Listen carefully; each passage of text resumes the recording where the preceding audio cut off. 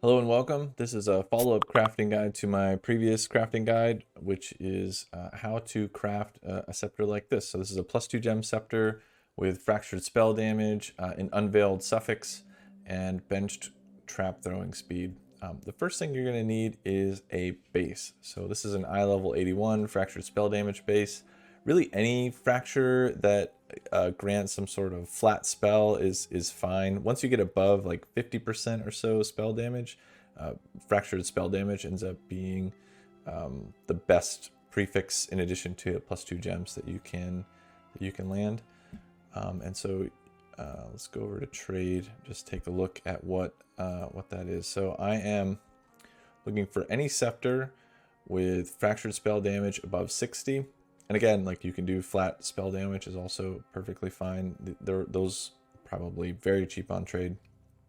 And max item level 82. This is important for the fossil crafting step that we'll go over next. So right now there are 12 on trade. I think the one in my inventory that you just saw, I paid 10C for. And this was several days ago. I had it as part of another crafting project, but these are around. There's not that many on trade, but you can see that if you switch to any, they're a pretty significant number. Although at this point in the league, there's probably fewer than you'd like, but it is what it is. Cannot be used on a magic item. We're going to make it rare, and then we're going to fossil using shuddering, corroded, and metallic. 3-socket resonator. And go. And we're looking for, again, +1 all gems.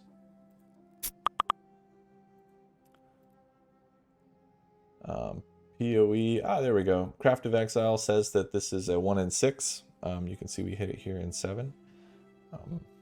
So cost to roll this is pretty inconsequential. The thing you're going to do differently here is you need to annul socketed melee gems. So this is a 50-50. None of the suffixes matter. But you have a 50-50 when annulling either socketed melee gems or all spell skill gems. You're either going to hit this one first or this one if you just keep annulling. So we're going to do that. And we lost all spell gems. So what we would do here is re-roll this. I'm just going to, oh gosh.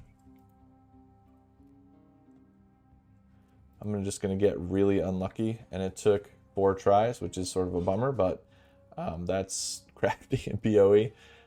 So I would have had to re-roll this 4 times, which would have cost me 2 divine and would have been super unlucky. But again, like 2 divine is not that crazy to get a reasonably high fractured spell damage and +1 all skill gems.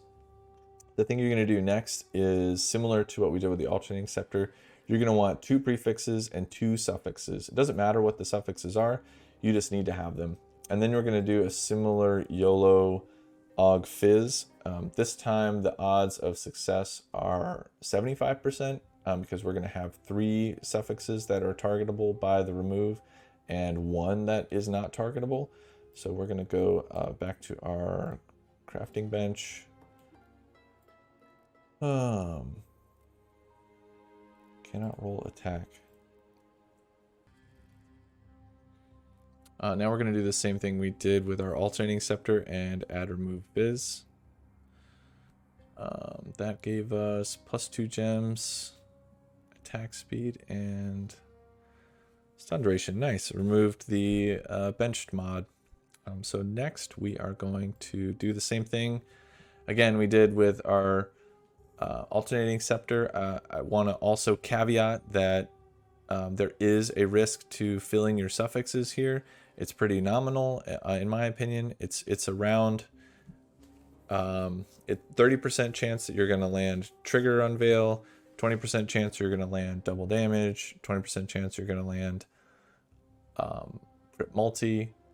It's better than 50% that you're going to get a useful suffix out of this, and it's a 1 in 10, so 10% chance that you're going to fill suffixes. So for the cost of fully protecting this and doing an aisling, it just doesn't make sense. The cost benefit analysis doesn't work out. So we're going to do prefixes cannot change, and we're going to hit it with a failed gas. The unveil blocker that you want to use is the any of the charge crafts, they all block each other, and it's roughly 3,000 out of the 16,700 pool that you're removing when you block this way. And we are going to unveil something good. Cast speed, dex, double damage. These are all kind of trash, so I would go again. Prefixes cannot change. Veiled chaos. Block one of the charges. And then we'll unveil. Nice, double damage. That's fantastic. So double damage is great. Crit multi also would have been great. Those are the two things that we had left over since we already crafted trigger scepter or trigger socketed spells on our other scepter. And so you'll finish this with a benched trap throwing speed.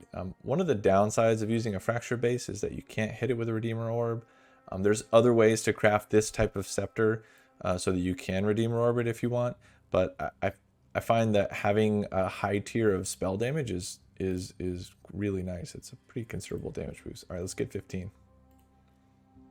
There we go. And then usually when I'm doing this tier of craft, so this is like a 10 div scepter, I would just exalt the last suffix. So we got nice tier 2 strength. I'll take that any day. You might also want to harvest enchant it, but otherwise it's pretty much finished.